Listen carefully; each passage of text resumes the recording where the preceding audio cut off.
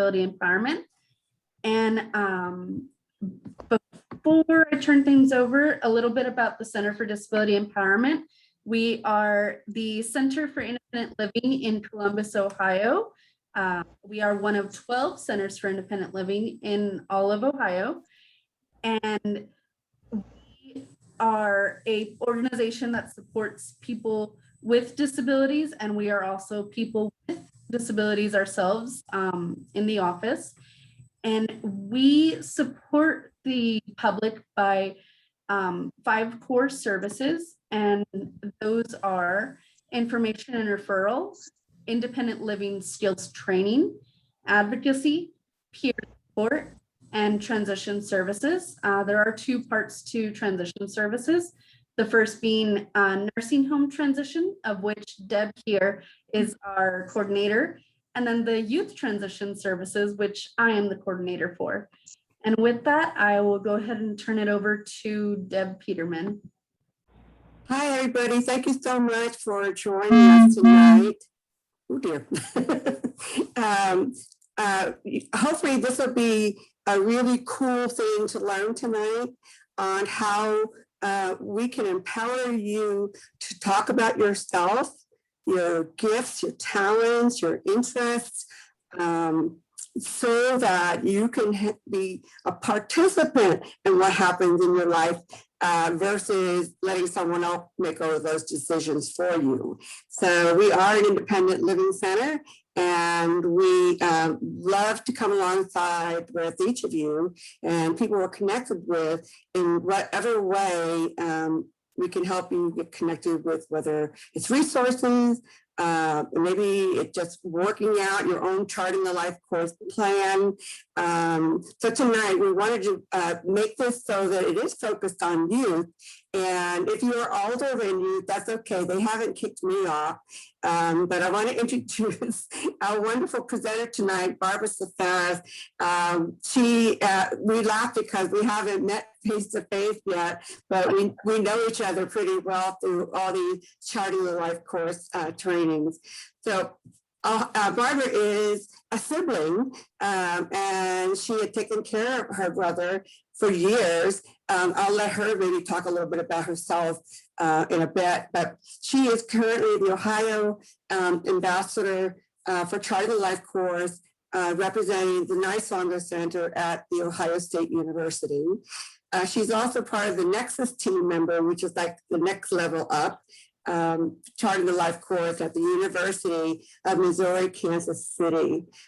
She comes with a lot of experience. She has been a speech pathologist. We were talking about that earlier.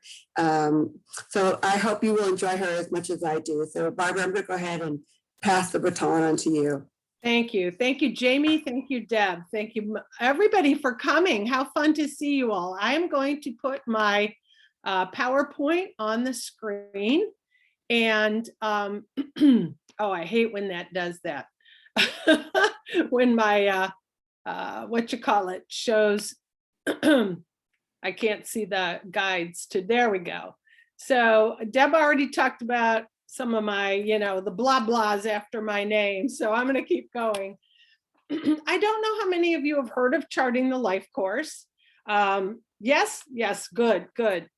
So I want to share a little bit about Charting the Life course, talk about the portfolio, which I believe you will either get or was sent to you already, and talk about how you can use these tools to organize your thoughts, think about things, write them down, and then share with whoever you want. So Deb shared a little bit about me. I'm the oldest of 3. I had 2 younger brothers. My youngest brother, Nick, was diagnosed when he was 6 months old. He had cerebral palsy, and I was 4 when he was diagnosed. And so I grew up with just knowing all about therapies and cerebral palsy, and I knew words that no kindergartner should know, but anyway, I knew them. I've worked in the field for over 45 years. I was a speech language pathologist. I also did service coordination. And then my middle brother, Jim, who was only 2 years younger than me, when he was in his 30s, he was in an accident and it affected his ability to work. He could no longer get a job.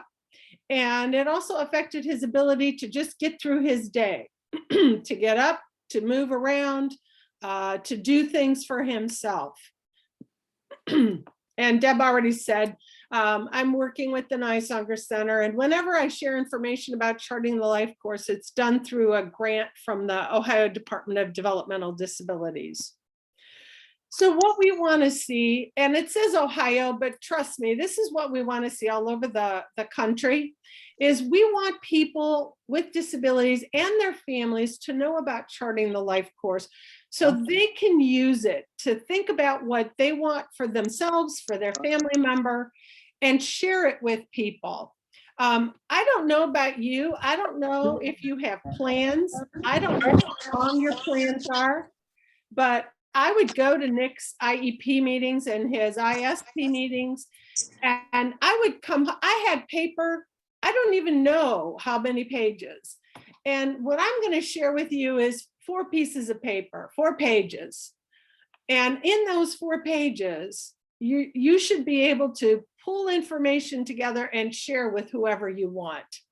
We also want professionals to know about charting the life course, teachers, therapists, people who are employment navigators, people who help people in their homes, anybody that works helping others. We want them to know about it. Medical professionals, we've talked to some medical professionals. Why? Because whoever helps us in our life, what we need to be able to tell them is what we want to do. And I don't mean get better, but when Jim was hurt, he had 2 little girls and he couldn't lift anything. He couldn't lift, I mean, he could lift like a can of food, but that was about as much weight as he could lift. And he said to the doctors said, "What do you really want, Jim? What do you really want?" And he said, "I want to be able to lift my girls." And he goes, "Jim, you can't lift your girls because you'll hurt yourself, you'll hurt your back." And the doctor said, "But let's think about that. What can you do? How old are your girls?" And he said, "Jim, do you think your girls could stand on the couch and then you could hug them? They would be standing, you would be standing, and you would be able to hug them, but you can't lift them off the couch." And Jim was so funny. I went to all of his appointments with him and he said, "I don't know." He said, "I live with my sister." He was living with me and he goes, "I live with my sister. I don't know if she wants kids on the couch." And I said, "Jim, it's okay. My nieces can stand on the couch." But that's the information we want to tell the doctor, not just the medical information and our teachers and anybody who helps us, but what do we want to be able to do in our life? And then it's their job to figure out, how can I help you do that? One of the tools in charting the life course is called a trajectory. So I love using the trajectory to just say, remember, what we want is for you to be able to tell people what you want, what's your good life. And we want the people who help you to take that information and use it. What we don't want, because it's just as important to tell people what you want, we also tell people what we don't want. And we don't want people to just see this as forms that have to be filled out. And we hope they're fun for you. They may not be easy because they may take some thinking and you may want time, but they make sense. So I love charting the life course because it was developed by people with disabilities and their families. And everything else I know about that's person-centered was developed by professionals. So that really speaks to me. It was made by people and their families, so it makes sense to them. And it's used, we know that there's about 25 states that really use charting the life course. So it's about thinking differently and having different conversations. Instead of asking people, what do you want to learn or what skills do you want to develop? It's about asking them, what kind of life do you want? it's about thinking in a different way, not being stuck in, well, if you need to do this, and listening to, instead, we want to listen to people. We also never want to say to somebody, no, you can't. We want to listen to what people want to do and then see how we can help them. So my brother Nick told me, well, he wanted to drive. Well, there was no way he could drive. And I was like, no, you can't, no, you can't. And our brother Jim said, yes, he can. And one day he said, Nick's driving today. And Nick said, yes. And I said, oh my gosh, no. But what we did was we pulled the car out. We had a Volkswagen Beetle, and it was one of the pictures in the first slides. And we put Nick in the car. He couldn't keep his hand on the, he had contractures and his hand wouldn't stay down on the gear. We put one hand on the steering wheel and we took pictures of him. And then we got them developed and showed my mother, and she yelled at me, what's the matter? What are you doing? What are you thinking? Why'd you let your brother drive? Well, when we asked Nick, he didn't want the car to move. He just thought it would be cool to be in the car and in the driver's seat. So we took pictures. My mother yelled at me. But Nick felt, I was sitting in the driver's seat of a car. So it's how do we help people do or get to those things? And maybe you remember when you were growing up, when you were little, oh, I want to be a ballerina, I want to be a football player, I want to be a fireman. Well, we don't really become those things, but maybe our parents have let us try or learn more about it. And that's what we want to see. How can we give people experiences? So one gentleman I know said he wanted to be a pilot, and people were like, you can't be a pilot. You don't know numbers. You can't read the dials on the plane. And his job coach said, tell me about being a pilot. And he said, my dad was a pilot. And when I was a little boy, I remember going to the airport and waving to him, and when he would fly, and he didn't fly a big jet, he flew small planes. And the job coach said, we have a small airport in our area. You want to go see if there's any jobs out there? And they went out, they met the manager. The manager said, no, there's no jobs. About a month later, he called the job coach and said, I need help. I need somebody to help clean. Job coach said, let me talk to my job seeker, and called him up, said, you want to go? He took the job. Why is that so cool? Because who do you think he's spending his days with? Pilots. And they all like him because he's a nice guy. He's friendly. He talks to them. And those pilots have taken him up in their plane. Now, I don't know for real, but I'm guessing maybe one of them said, you want to take over? And so maybe he has driven, flown, whatever the word is, a plane. And so it's really looking at what are those interests people have and how can we give people experiences? So it's not just about the paper, and it's not a program, and it's for anyone, regardless of age or ability. And just like with all person-centered planning, we listen to people's words, but we also look at their actions. So I worked with a lot of people who did not use words, but I have yet to meet anyone in my life who didn't use words, and yet the people who knew them well, whether it was family or staff, couldn't tell me what they liked, what they didn't like, what they wanted, what they didn't want. We have a community of practice in person and Charting the Life course in Ohio. If you're interested, you could sign up, and we share information, we share stories. And so feel free to do that. And you don't have to be in Ohio to sign up. You can sign up from anywhere. So what we want to see is that all people in their families, everybody has the right to live, love, work, play, and learn in their community. In Charting the Life course, we say there's 8 principles. We talk about this is for everybody. We know the importance of people and their family. And that we don't just look at the person, but we look at the person and the family. We know it's important for all of us to have dreams. a trajectory of the kind of life we want.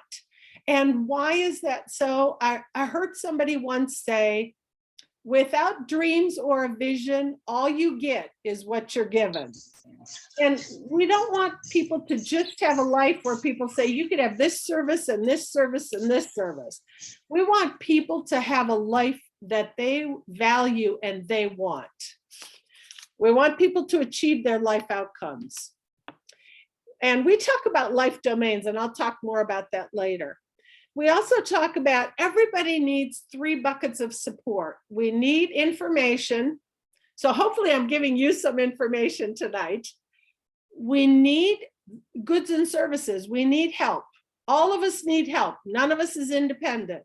I don't cut my own grass. I don't fix my car. I don't grow my food.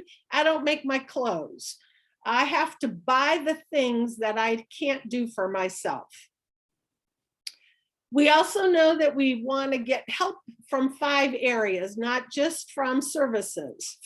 And we want people and families to be present when changes are being made, whether it's law, whether it's policy, whether it's committees, anything, that everybody should be present and part of those changes.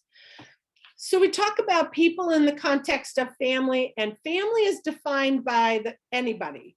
So it could be your biological family. It could be people that you just consider family because they're close friends. I happen to be Greek, and so I call people aunt and uncle that are not relatives, but they're considered family, and I call them aunt and uncle. So family is whoever you consider family. And what we want is everybody to have a good life. We want everybody to have that civil right of self-determination, having control over decisions that affect your life. I also, and I know this is a Center for Independent Living, but Deb and Jamie have heard me say this, none of us is really independent. We are interdependent. We depend on other people. And so I don't want people to think, oh God, I can't do that because I'm not independent. We all, this week I had to have a plumber come to my house. Why? Because I don't know how to fix a leak. I am not independent, and I had to pay that plumber, but I also don't have a leak now. And we want families to be supported so that they feel their strengths are recognized so that they can take care of the people they love. So you probably heard person-centered. I hope you have, because everybody in the United States has to be person-centered. But what we want people to have is control over their life, but we also want them to be seen as valued people in their communities. So we're going to talk about how we're being seen as valued. And we want people to have better lives, not just better paper. So one of the things when we talk about what's a good life is that we have what's important to us. So what are those things that are important to us? It's people. Who are the people that are important to us? And I don't mean friends and family, because that just tells me, yeah, I don't know who that is. Is it one of your siblings? Is it a cousin? Is it a neighbor? Maybe you're closer to one parent than the other parent. If you have a couple of brothers or sisters, maybe you're closer to one than the other. We all want status and control. That's why we want smartphones. That's why we want money. It gives us status and control. Keys to our home. We also want things to do and places to go. Of course, we're all impacted now with the pandemic. And we also have our own rituals and routines. So think about this. Do you get up in the morning and do the same thing every morning? Do you brush your teeth in the same order that you do every morning? Do you brush your teeth before you eat breakfast or after you eat breakfast, or both? What do you do before you go to bed? Do you have a routine? And I'm guessing you do. We all do. And then rhythm and pace. Are you a get up and go person, or do you kind of get up slow? I'm a get up and go. So, and I think Deb is an early bird too, because a lot of times we've had early morning calls and Deb is like, here's the Zoom. And I'm like, I'm not ready for Zoom. It's early. Can we just have a phone call? I don't want to get dressed. That's, but we're both morning people. And then what's important to you to have? I always wear a watch. And I'm in my house and I still wear a watch. It's just something I have to have. What gives you purpose and meaning? What makes you feel good? What makes you feel like you're a contributing person, that you give or you help? And then what's your culture and identity? What's important to you about that? I already told you I'm Greek American, so my culture is very important to me. And that means language, music, worship, traditions, language, music, lots of things, but those are the ones that come up at the top of my head. And we've all been told what's important for us. We have to be healthy, we have to be safe. But another part is we also need to be recognized and valued by others in our life. So let's talk about that. And I want you to think about your gifts as I talk about gifts. So there's 13 of us. Okay. We are seen as valued members of our community because we share our gifts. So what gifts do you have? What gifts of your head do you have? Do you know a lot about cars? Or do you know a lot about flowers? I have friends now that are posting a lot about their flowers in their garden. I know nothing about flowers. And so when they post pictures of pretty flowers, I just look at them and go, oh, I wonder what those are, because I have no clue. That is not something I know about. But what do you know about? Some people know everything about sports. Some people know everything about NASCAR. Some people know everything about the Avengers or Star Wars or Star Trek. What is it that you just know a lot about? What are your gifts? Deborah and I were talking before this call that we both have learned sign language. And so, yeah, there we go. So that's a gift. And it was funny when I bought my first house, the real estate agent said, oh, what do you do? And I told her. And then the second time I met her at the house, she goes, oh, the neighbor is very excited to meet you. And I said, why? And she goes, the neighbors next to you are both deaf. And sure enough, they were deaf and came over and they were like, how do you know sign language? And I was like, oh my goodness. And so how did that happen? Well, I know how that happened, but to be neighbors right next door to a couple that was deaf. What are your gifts of your heart? So what are those qualities that you have? People tell me I'm passionate. If I start talking about charting the life course and supporting people with disabilities and families, I get very passionate, very animated. My hands are flying. I got to watch. But I'm pretty passionate about that. My friends tell me I'm honest. My friends tell me I'm a good listener. My mother tells me I'm stubborn. I tell her, thank you very much. So what are your gifts? What are your qualities? And then what are your gifts of your hands? For me, I love to cook. I think I'm a good cook. I don't bake as much as I used to, but I'm a good cook. I know how to crochet. I know how to do needlepoint. I don't draw.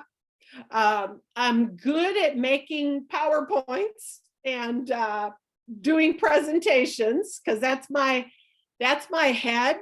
I know about what I'm talking about. I'm passionate about it, my heart, and I can make handouts and PowerPoints that I think are helpful to people. So as you think about your gifts, because I've told you, think about your gifts, let's go into breakout rooms for just, Jamie, there are 13 of us. If we can go into 4 breakouts, so three and one group will have 4. And all I want you to do is each of you take a turn for about a minute and just talk about what your gifts are. And we'll do that for 4 minutes. Okay, Jamie? Thank you. It's going to take me just a minute to set that up. Okay. No, thank you, thank you. Oh, some of you have written. Oh my God, that's awesome. So we'll share them in a small group. Thank you, thank you, thank you. Oh, cleaning tips. I need to be with her. Drawing. Oh, I'm so jealous, Nathan. I can't draw for nothing. Stick figures is as good as I get. Okay, cooking and baking some food. Okay, let's talk to each other in our breakout rooms. I can't wait to see a couple of you and actually talk with you.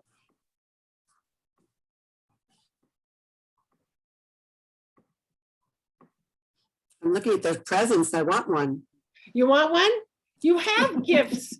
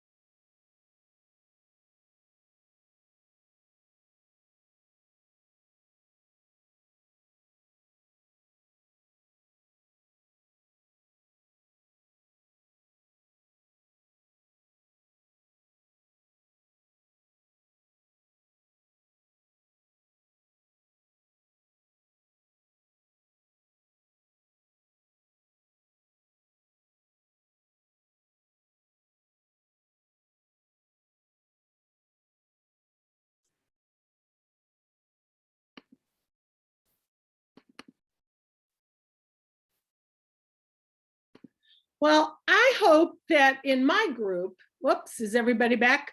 Oh, here we go.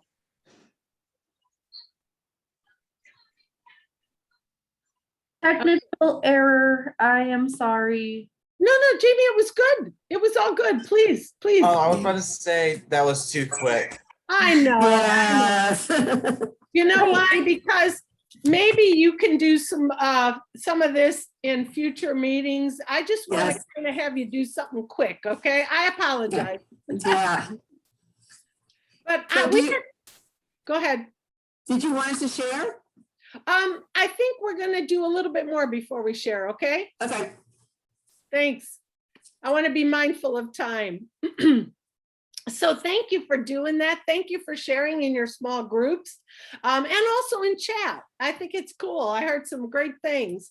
Now I want to talk about our words.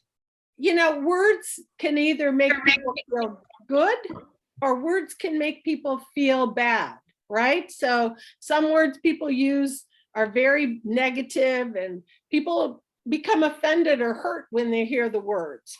So I want to talk about the power of words. And one of the tools in charting the life course is called a one-page person-centered description. And what we do is we want to be careful of the words we use. We want to give people a way to talk about themselves that talks about their strengths and their qualities, not their diagnoses, that talks about how they contribute, so their gifts. And we talk about the supports that people have that would be helpful, not their needs. Because I'll give you an example. My mother had a stroke 3 years ago. And after she had the stroke, she didn't know time. So she would wake up at 3 in the morning and think it was 7. She didn't know that 7 o'clock was before 11. She didn't remember how to take her medication. She could no longer make her breakfast or lunch or dinner. And so if I talked about her needs, I would say my mother can't, my mother can't, my mother can't, my mother can't. But if and trust me, I don't know about you, but you just don't tell your mother they can't, because my mother may have not been able to do a lot of stuff, but she knew enough to yell at me if I wasn't being respectful. And so what I had to think about, because my mother was living with me, what I had to think about was, how can I help my mother and support her so that she could do these things that she had trouble with? So one of the things that she couldn't do anymore was put clothes on over her head. And so I had to go through her closet and I had to buy her things that she could put on herself. So blouses that buttoned or dresses that buttoned all the way down, or like a jogging suit, you know, with the jacket with the zipper. And so how to support her was to make sure all of her clothes either had buttons all the way down or zippers, as opposed to your mother can't dress herself. There's a big difference. And so what we want to do when we talk about the help that we need is talk about what other people need to do, not what we can't do. So we sent you the portfolio, and on the front of the portfolio are 3 areas. And we want to talk about who you are as a person, not what made you eligible for supports or services. So there's 3 sections, and I'm going to go through each one of them.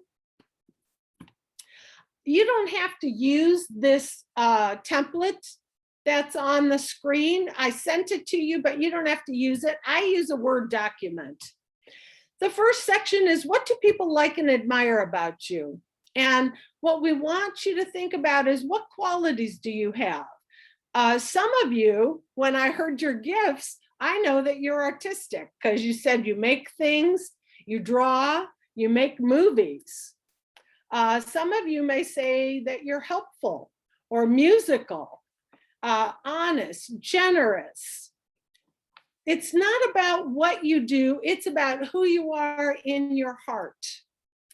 So think about, what qualities do you have? Here's a whole list in case you're trying to think, geez, what am I? Here's a whole list you can think about. The second area is, what's important to me? And so remember that slide where I said, who are the people that are important to you? Is it your friend, Christina?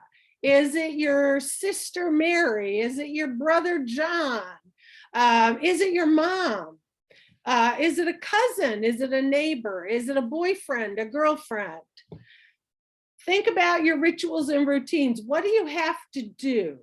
Are you a sports fan and so you got to watch certain games? Is there a TV show that you got to watch? Is there something that you do every week that's important to you? What's important to you to have?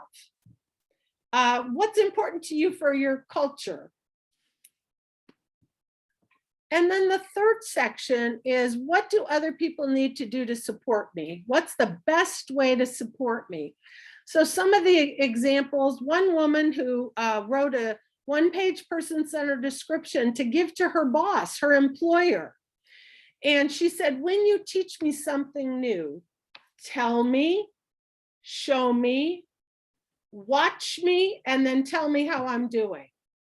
You notice it doesn't say, I can't remember, I can only follow simple directions.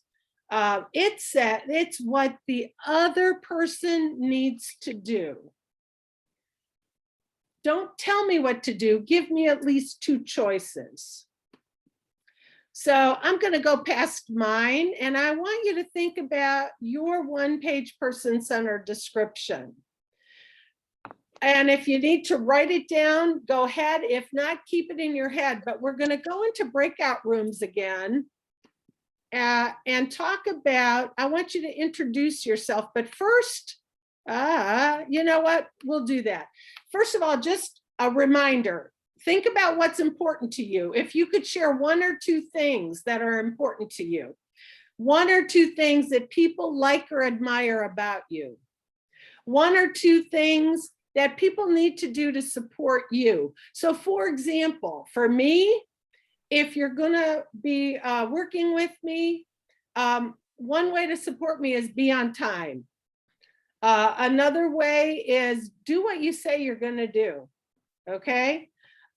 So Jamie, if you could put us in breakout rooms and people can just introduce themselves quickly and share those 3 things, okay? Okay. Thanks. Yeah. Let's see here. Do we want to do 4 minutes again, or do we want to bump it up to maybe 5? Let's do 5, okay, Jamie? Thank you.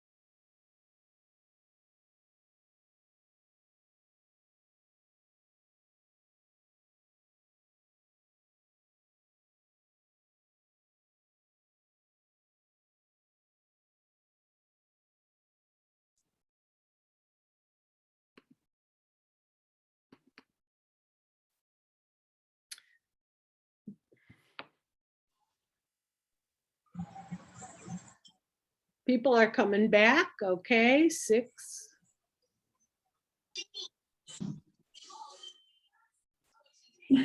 Okay, thank you, everybody. You know what was fun is sometimes it's hard. I don't know if any of you thought it was hard to come up with these things, but we were just having conversations. Okay, we were just having conversation then in our breakout rooms, and by what people were talking about, it kind of became clear, like, oh, this is important to you, or this is something that people say about you. So we don't just find out this information in 4 or 5 minutes.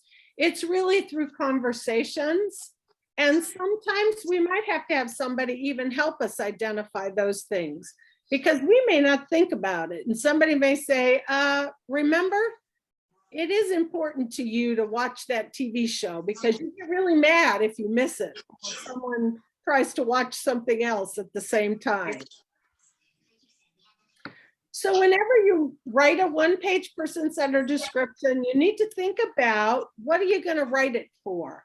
So here's one for my brother, Nick. And a couple of things I like about it. First of all, it says Nick the Greek. It doesn't say Nick Seferis, because he liked to be called Nick the Greek. And if you look under great things about him, he was ornery. I don't know. Do you know what ornery means? It means he was, yeah, okay. Sometimes he did things and acted real innocent about them. But he had a sense of humor, and Nathan shared that he's funny. Whoops. That he's also, people say he's funny, but he was also caring and loving. Important to him was talking with me every night. So I didn't just write family and friends, but what's really important to him that has to happen. Listening to his music loudly, going to the bar and having a 7-7 while he watched the Indians games, which is our baseball team. And then how to best support him. My brother needed help doing almost everything. So feed him with a spoon. Don't read over his shoulder. He doesn't like people who are nosy. Don't yell at him, because people would look at him and they'd be like, oh, he can't hear me, or, you know, maybe he doesn't understand. So think about why you would write a one-page person-centered description. Sometimes people write them to give to certain people. So I think some of you are still in school, right? Yes? Yeah. So sometimes people write a one-page person-centered description before school starts every year to give to their teacher. Look, you know, what people know about me is I'm shy. So the best way you can support me is don't call on me and then keep asking me to answer. Give me time to think. It could be, I need quiet time to do my work, or I don't like to work in groups, or whatever it is. I don't want to work with groups. I'd rather do my work myself. Let me do my work myself. I like when people put a photo on their one-page description. You see, I have a picture of Nick, and he's in a car because he liked cars a lot. And so that's the picture he wanted, him in a car. And the reason a photo is good is because then everybody knows who you are. Sometimes people write a one-page, let me see, there we go. Sometimes people write a one-page description for when they go to the doctor. So one mom wrote it for her son, who was 10, and wrote on it how to best support us when we come to the office. Immediately put us in an exam room. Don't ask him to take his earbuds out. Don't tell him it won't hurt. If you're going to give him a shot, rub his arm first so he knows where you're going to put the needle. Sometimes people write a one-page person-centered description when they're going to have new staff working with them. So if staff comes to your house, or if staff is helping you get a job, sometimes people have written a one-page person-centered description when they're when they go to the hospital.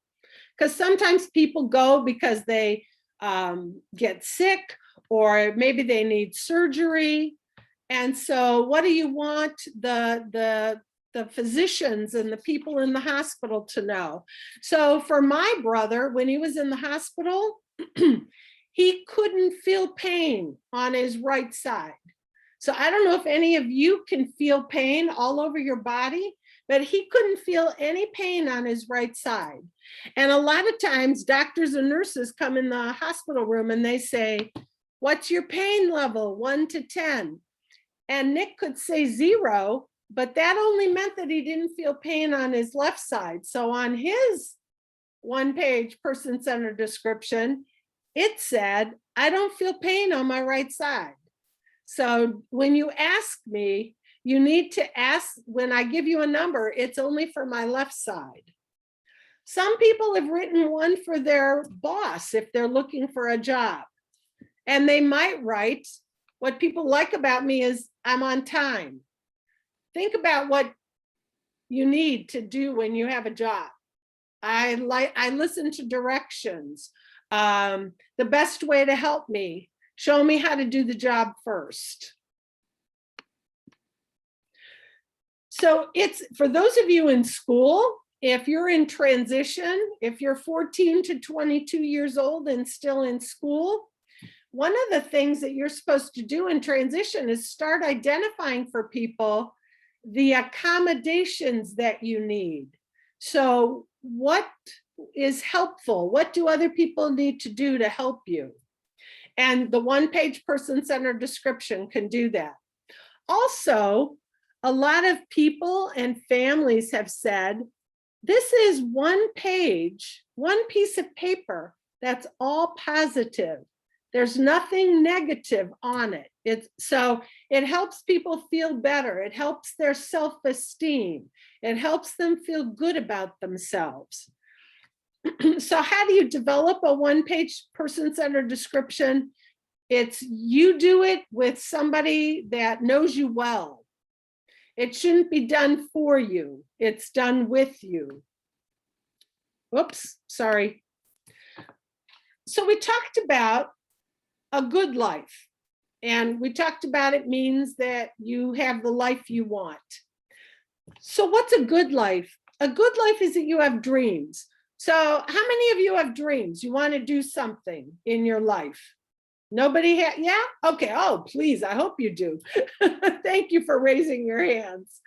And you also have to have people who believe in you, who say, oh, okay, let's see what we can do about that. A good life is when you have what's important to you, and you just talked about that. A good life is when people in your community like you and value you and miss you when they don't see you. They're like, where is she? How come we haven't seen her?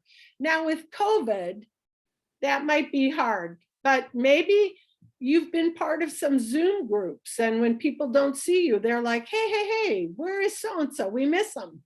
Are they okay? And that's what you want. That's a good life, when people care about you. A good life is that we have more good days than bad. And a good life is that we feel healthy and safe, the way we feel healthy and safe. And sometimes that means eating ice cream. And for those of you that are old enough, it may mean having a beer or a glass of wine. And it means having control. I can make decisions, or I can talk to people who help me make decisions. So usually people tell us, you know, a good life is that you have friends and that you have money and you have a job you like and you like where you live.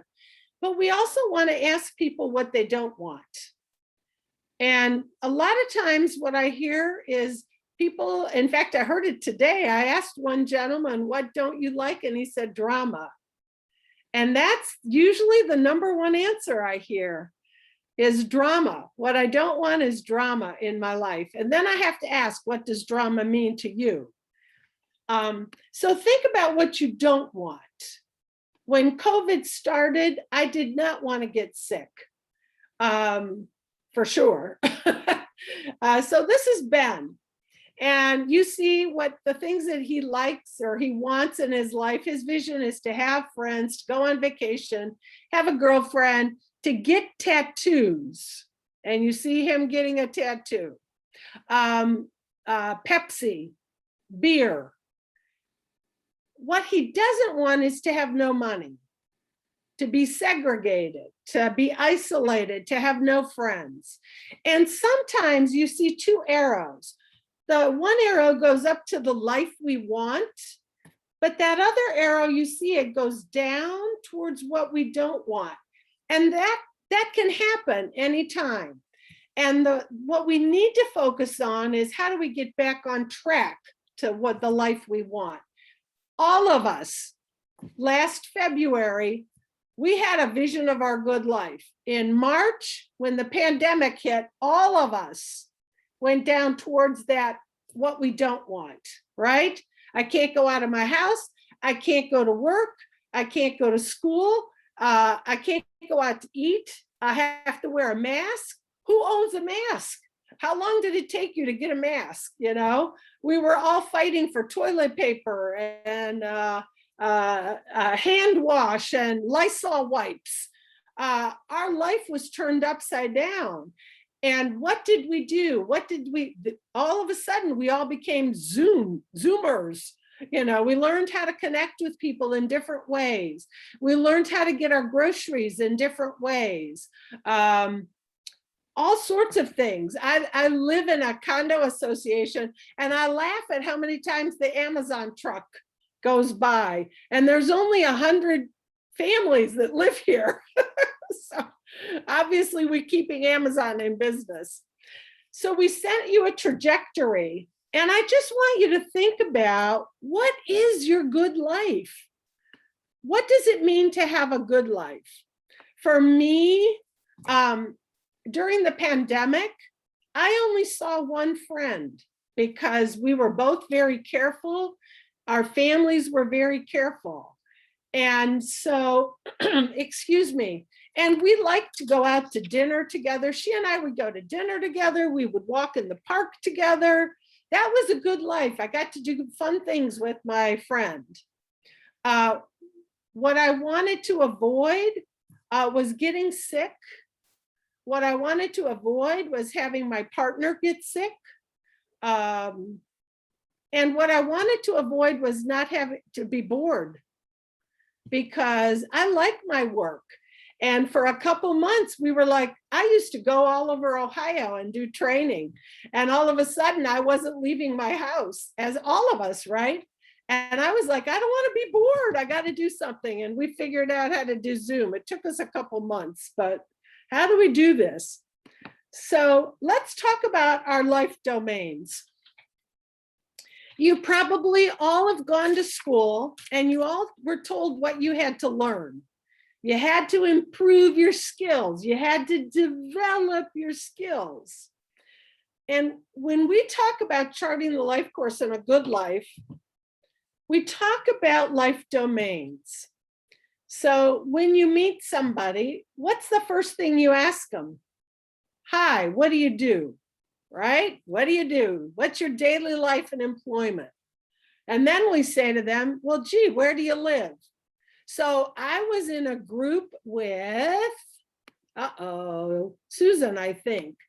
And Susan, I asked both Susan and Nathan where they live because I wasn't sure if they were both from Ohio or not.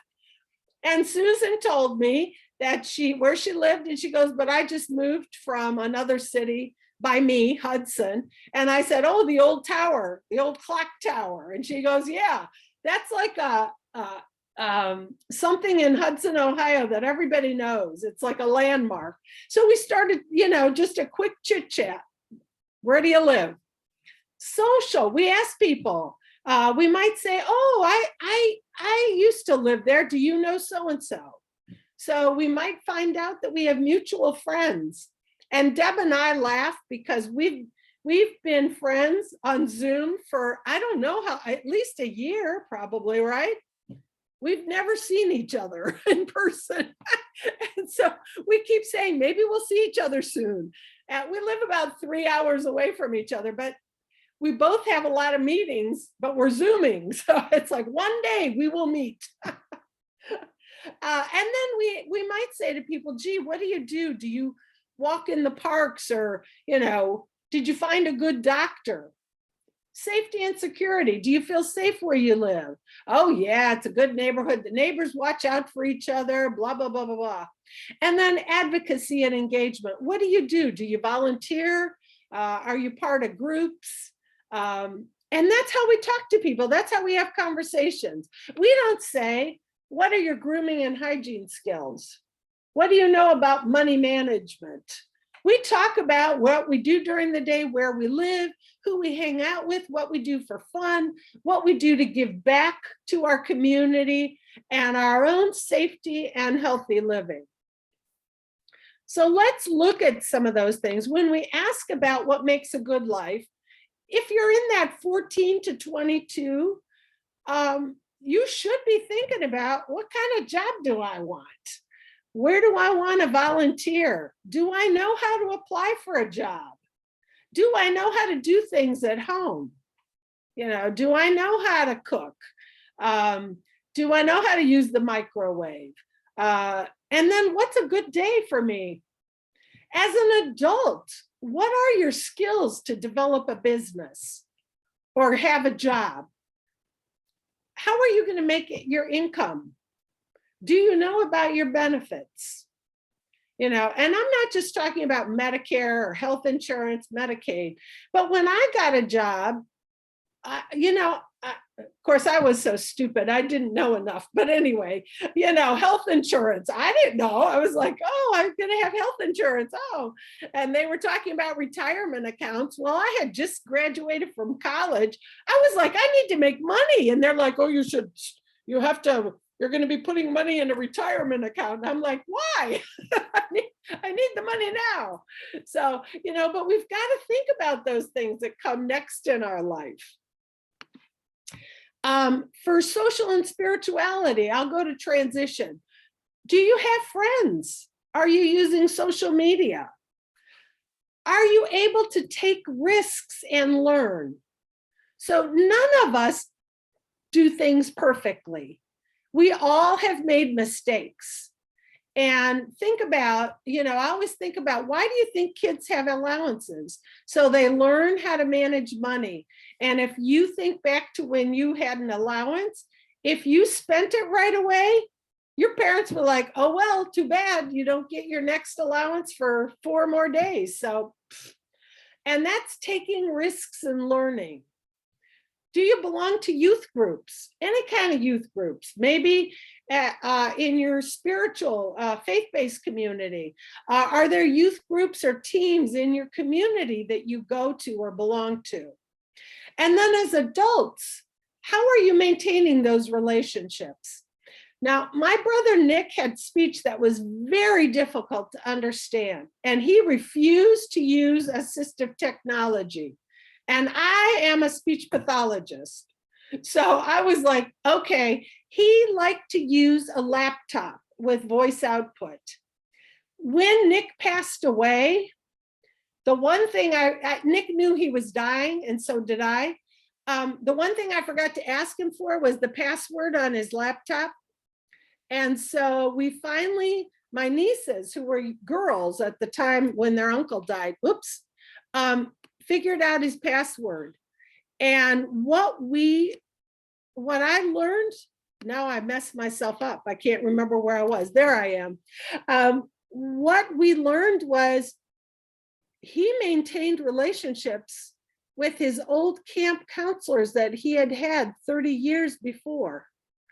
And we found that because he would email people and they would email back. He maintained his relationships through email and chat. Do you have friends? Are you thinking about dating, marriage? Do you want children? As adults, what interests do you want to explore? And do you want to be part of a faith-based community? Is that important to you? And then what is your valued role? I volunteer because I like to do things where I can do what I want and I don't have to worry about it being a job. So I like to volunteer, and I do volunteer for my church, and I volunteer for several organizations that support siblings, people who have brothers and sisters with disability. And then as adults, what are you thinking about as far as money so that you can do fun things and go hang out and go out to eat? Under community living, are you thinking about, geez, where do I want to live? Do I want to live in the city? Do I want to live with my family? Do I want to live with other people? Do I want to live in an apartment, a house? I've worked with people who said they want to live close to a bus stop because they want to be able to go places. One woman said, I want to live somewhere where I can walk to restaurants, I can walk to grocery shop, and I can walk to work. And so that's what we helped her find. Where can she live where there's lots of maybe stores that she could go find a job because she wanted to work in a store. And yet there were restaurants and a grocery store nearby. Do you want to learn anything? You know, did you learn any skills during COVID? Nathan is an artist. I'm jealous. I can't draw stick people. And so, you know, I guess I'm not brave enough to learn how to draw. And how are you going to get around? Are you going to take a bus? I worked with one young man who rode his bicycle everywhere, and that's how he got around his community. Same thing, you know, are you going to be able to afford rent and utilities and cable and a cell phone? What are you going to do to give back? For health and safety, or healthy living, I'm sorry, not health and safety, healthy living. Do you know how to talk to your doctors? Do you know how to talk about your health care and your needs? Do you know about healthy living and exercise? Do you know what's happening to your body and what, you know, how to deal with that? And a lot of you may have grown up with going to therapy. So is there another way to get that exercise? Can you go to the gym? Can you go to a pool and swim? How can you keep your body strong and healthy? And in adulthood, what about insurance? Do you know how to manage your medications, how to take it, how to take them? Do you know about reproductive health and being safe? Do you know the risks of smoking and drinking and using drugs? Are you using any technology? I have a Fitbit on. I have an old Fitbit, the one on your waist. I keep hoping it'll break so I can go buy a smartwatch because I just can't see buying something when something works. So every day it works. I'm like, okay, not yet. And do you know how to share your healthcare concerns with your doctors? I'm part of a group with doctors and nurses in the Cleveland area looking at healthcare for people with disabilities. And we keep saying, you're a partner. You have to be able to talk to your doctor and tell them what's happening and what's important to you. For social and spirituality, how are you meeting friends right now? Are you maintaining relationships? Do you want to date? Do you know how to be safe on a date? Because it's not only safe with your body, but also to be safe from abuse. You know, we don't want people to be taken advantage of. And are you given the opportunity to take risks and make choices? My nieces spent a lot of time at my house because their dad lived with me. And I was always afraid. I was afraid when they learned to drive because I was like, oh my gosh, they're going to be in a car. And so what did we do? You have to be home by a certain time. You have to have a cell phone with you. You have to call. Even my niece now, who's in her 30s, when she lives in Connecticut and was driving back to Connecticut with her husband from Cleveland. And here's me, you know, you call me when you get home. I want, and then I'm like, okay, Barb, she's in her 30s. She's got a husband, but you know what? She's still my niece that I raised. So what are the risks and how do we mitigate the risks?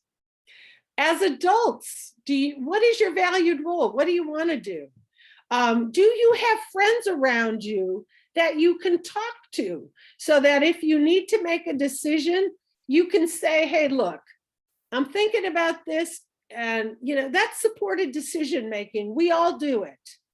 You know, when my plumbing went, I called somebody, a friend who knows lots of people and said, who do you know who can help me? Or if I need to make a medical decision, I might talk to a friend that's a doctor or a nurse. So who do you know? Who do you talk to? Who can you trust? And then advocacy. Do you speak up? Do you tell people, this is the life I want? How can you help me? Do you even share what you want? Think about it. Where do I want to do during my day? Where do I want to live?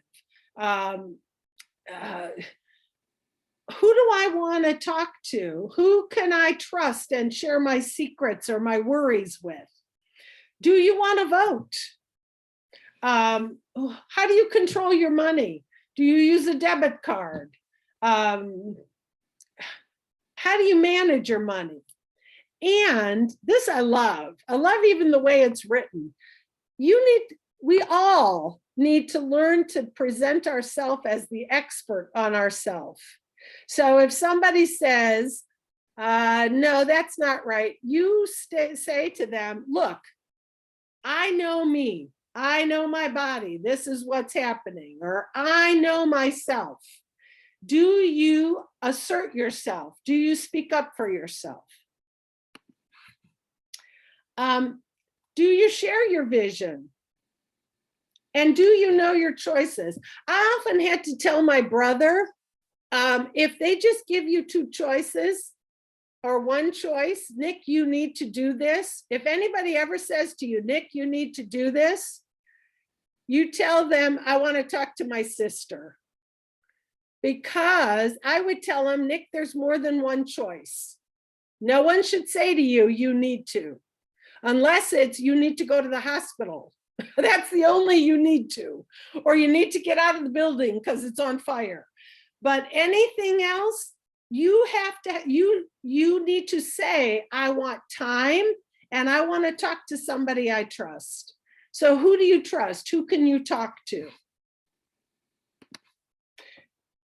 I think, yes, I think we sent you this too. So this is just a piece of paper you can think about. Gee, what life do I want? What do I want to do during the day?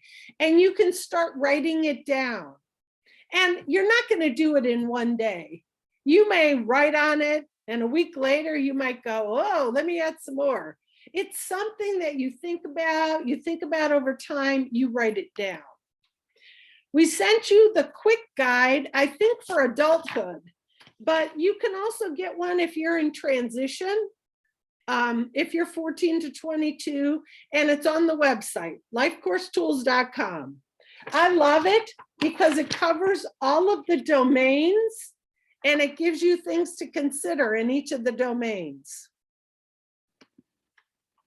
It looks like this. I forgot I had the slide. And if you're an adult, it tells you things to consider in each of those 6 domains. So what I want you to do, we are not going to have a lot of time, but Jamie, can you put us in groups for maybe 4 minutes and people can just talk about 1 or 2 dreams they have or a vision of their good life, just 1 or 2 things, okay? Thanks, Jamie, and then leave us in there for 4 minutes.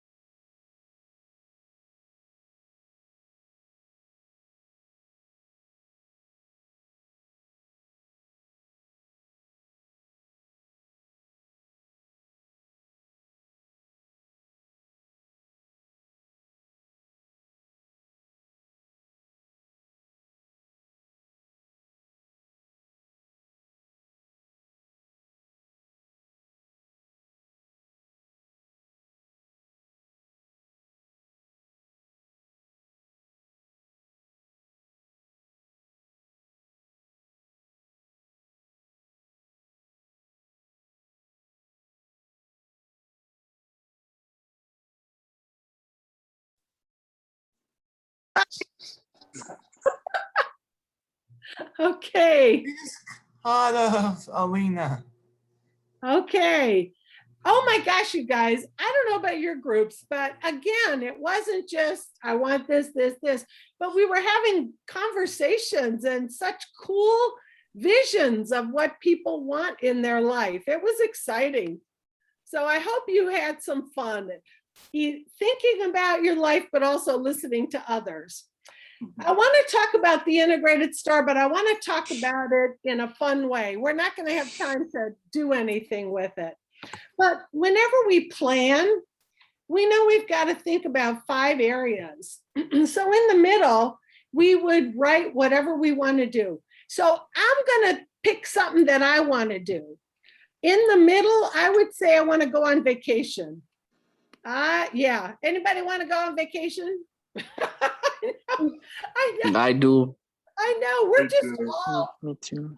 we're tired, aren't we, of being home? I don't even have to go far. I just True. on vacation. So Same. So when you want to go, let's say we want to go on vacation. First thing we think of is, well, what do I have? What are my strengths?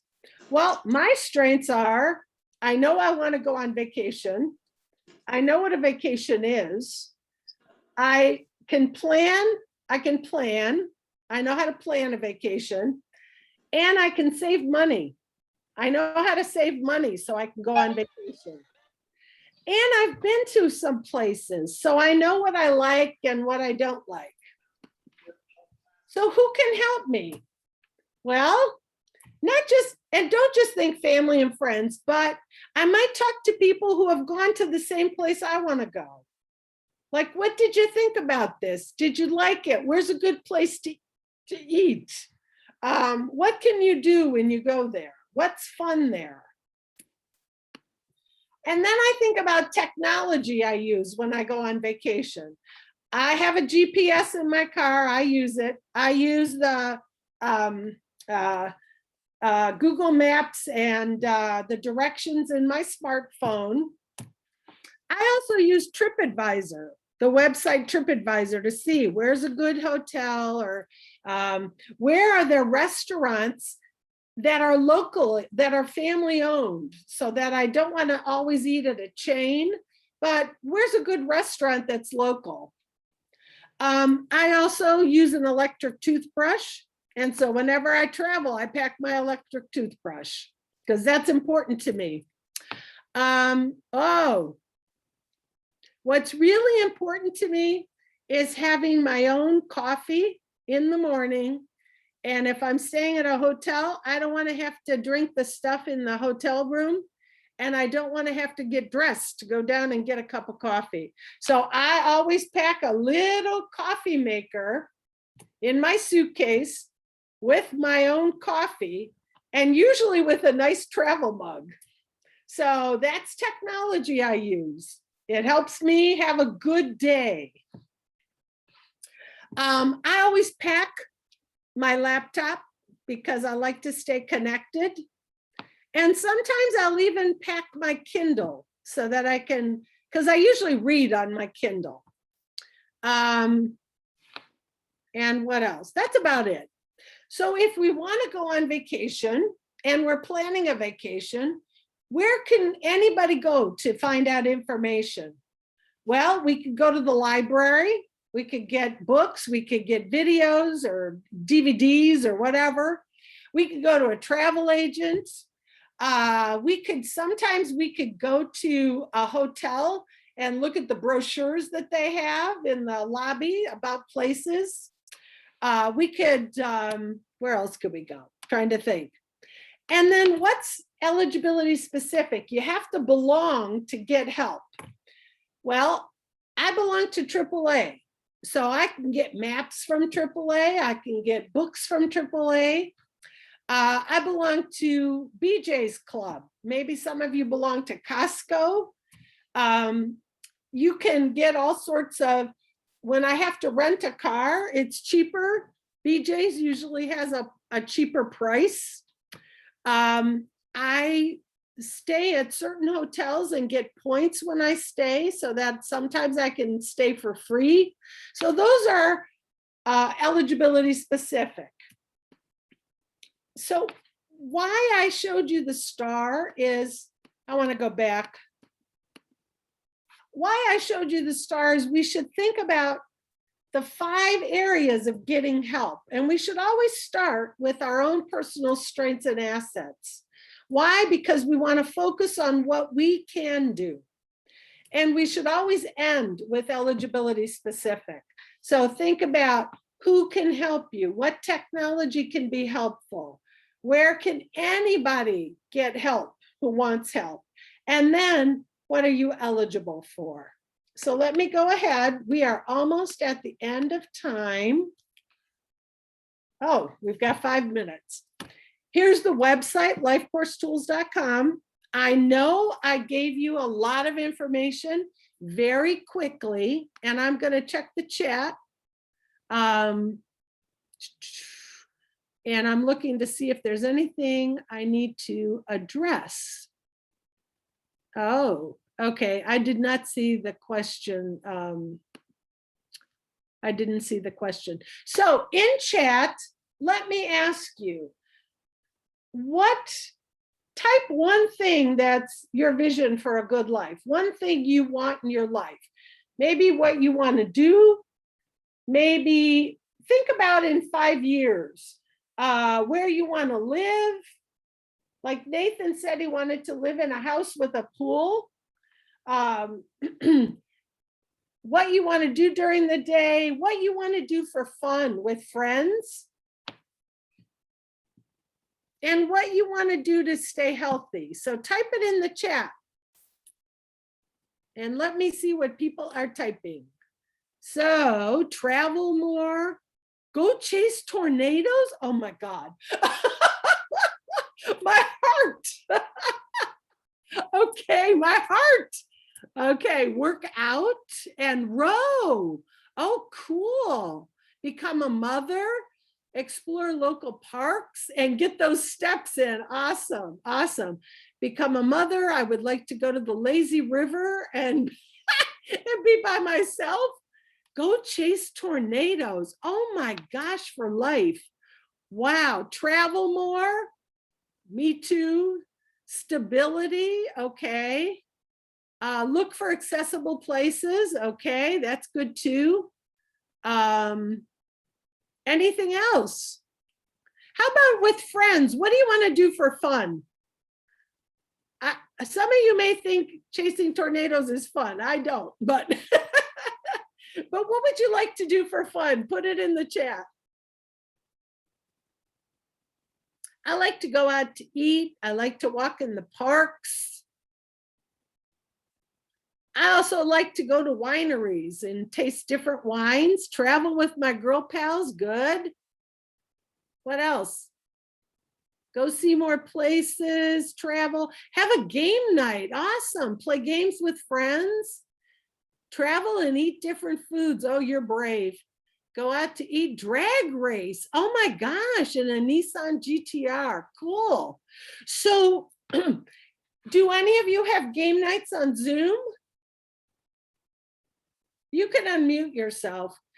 I have a friend who lives in South Dakota, and every couple of weeks, he'll do a bingo night on Zoom. Anybody do game night on Zoom? I've done game nights, okay. Write books and scripts. Oh my God, how awesome. I would like to go shopping and go out to eat, me too. Movies, oh my goodness, yes. Fortnite, okay, I actually have heard of that. Find new adventures, explore small towns. Now that you're not in Texas, everything is closer. Okay, you have the travel bug, I love it. Oh, that is so cool, guys. Thank you so much for sharing. That is so cool. I hope you enjoyed the information tonight. I hope you try it. Me and my youth, we would play Among Us. Good. Adventures. Anyone that plays Fortnite in this meeting, add me. I love, uh-oh, you're getting partners. I love it. And isn't that how we make friends? Because we find out that we have similar likes and interests. I love playing Halo. I don't know what that is. I go get it. Okay. Okay. Read. Oh. Okay. So I think people are connecting if they're if you want to play Fortnite. I love it. So I hope you enjoyed this. I enjoyed meeting you and hearing some of your things. Karaoke night. Ooh, another brave soul. Okay. I got the game. Reed Timmer is my display name on Fortnite. Oh, I see you misspelled. Okay. You got Halo? Oh, I have to look at it. Okay, thank you. Almost like capture the flag, but with military gear. Oh, okay. Well, that's Okay. multiplayer. Yes. I don't know what level 210 is. Is that good? On Fortnite? I don't know. Well, Yeah, good. it's really good. Is Yeah. it? Okay, Yeah. congratulations. That's Mhm. awesome. Any type of karaoke songs. Awesome. So now as we're coming out of the pandemic, go ahead, I'm sorry. I like going out to You like going out to eat? Yeah. I do too, and I can't wait till, have you gone yet? No. I know, we gotta wait a little bit longer, huh? Do you have any food that you really like? Any kind of food? Pizza. Pizza. Chinese. Ah, pizza, okay. Okay, spaghetti, somebody wrote. Love Chinese. meeting new peop- Ah, Chinese, love meeting new people. The last Awesome. the restaurant that I recently go was Chick-fil-A and it was delicious. Was it? Oh, Mm. good. I'm glad you found it then. Oh my I goodness. like Chick-fil-A. You like what? I like Chick-fil-A. You Yeah. like Chick-fil-A. too? Okay. I'm also Enchiladas, going- what a burger, lasagna. Holy cow, this is a foodie group. Yes. I'm going to Golden Corral on my birthday. You want to go where for your birthday? Golden Corral. Golden Corral, okay. So you can Oh really my be out there, God, right? Chicken nuggets, all right. Cheddars, oh, all right. I like ramen noodles, woo. You guys are foodies. I'm surprised you're not eating while we're on this call. I'm actually getting hungry now. I'm getting My mom hungry. said no. Me too. You too.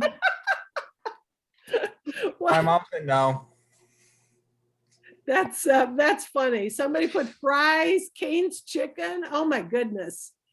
I think I should have started by asking you what you wanted to eat. Yes, we're all going to be hungry. You're right. You're right. Awesome. Boss chicken. Ah, I don't know what that is. Cane's, I know. Good. Well, thank you all for interacting, for being part of the breakouts, for sharing some of your thoughts. And I hope you use Charting the Life course. If you have any questions about it or how to do more with it, please let us know. Popeyes, KFC. This is not ending. I think this is, we're just going to have a restaurant review here. I'm gonna be surprised if there's gonna be. I'm not surprised if there's gonna be Taco Bell in the chat. Popeyes. I had Taco Bell before. You've been to Taco Bell before? Okay. Yeah. I have. like I it. have. You like it? Okay. Okay. So I want to be mindful. Do you have any questions for me? No. Are any of you going to make your own one-page person-centered description to talk about what a good person you are? I'm going to try. Are any of you going to do that? Yes? Just say yes. or Yes. raise your hand. Yes. Yes. Are any Yeah. of you going to do a trajectory and write down your dream for your life? What you want your good life to look like? I think I need to implement that in our wildlife curriculum. Yes. Oh, Yes. okay, cool. You can get all the forms on lifecoursetools.com. It's free. You could Yes, just thank download you. it. Yes, great. And if you have any questions, please, please, please just ask me. You can contact me. Deb knows how to find me. Jamie knows how to find me. I will. Thank you. Okay, awesome. But, Thank but you all. Barb, Yes. I want to thank you so much for presenting this wonderful information tonight. It's a lot to take in, but as I learn more and more about it, it can be a very simple plan, and it just asking us the questions maybe that no one else asked us. You know, what do you want to do in your life? What's important to you? There's things that people just don't ask people anymore. And we want to empower you to go through Alina and through Jamie and Barb and I, to start talking about your dreams, because it is important. We're happy when we're with the people we care about and doing the things that we love to do. And so I'm encouraging each of you to dream big. Dream big. And I wanted to just send a story. One of my guys, I think it was Donovan, said that, he had always wanted to be maybe in the military, maybe flying. And I remember, Miss Marley, you could probably help me with this story. She was a coworker of mine. She was helping a man who had cerebral palsy, who had always wanted to learn how to fly. And Marley, are you on this? Yes, I am. Can you tell that story? Oh, yeah. He is one of my consumers. He was, I think, 22 years old. He wanted to learn how to fly, and his family was connected with one of the instructors around Columbus. So they figured out he has cerebral palsy and mobility difficulties. So it was a little tricky to get him into the plane and navigating that. But once he got on, he was flying. He took a couple of lessons. Oh, that's awesome. And if you think That's about pretty the awesome. star, that's why we ask, who do you know? Not just that you have friends and family, but who do you know that knows something about flying? That is so cool, Marty. What a cool story. It is. It was cool that the pilot and the people there were willing to work with him to find a way to get him safely in and out of the plane. Yes, That is exactly what the LifeCourse tools is doing right there. yes. Yes, yes. And the fact that it was because there was a connection. There was a relationship. Somebody knew somebody. And so it was like, okay, let's see what we can do. And oh, that is awesome. Oh my God, that is so cool. It So was I wanna- awesome. So I want to encourage everybody to dream and to talk to Alina and Jamie and Marty and myself. And let's work out some goals and a plan for a good life. So Barbara, thank you again for joining us. Everybody else on this call, thank you so much for joining us. If you have any questions, feel free to contact myself. And if you need to talk with Barbara, I can connect you with Barbara as well. So thanks again, everybody, for joining us. And hopefully you'll fill in the survey when we send it out to you. Let us know, how this presentation has been good for you, or if we can improve in any way. So thank everybody. Have a great evening, and we'll say good night. Thank you, Miss. You too. Thank Thank you. you. Thank Bye. you. Thank you, everybody. Thank you.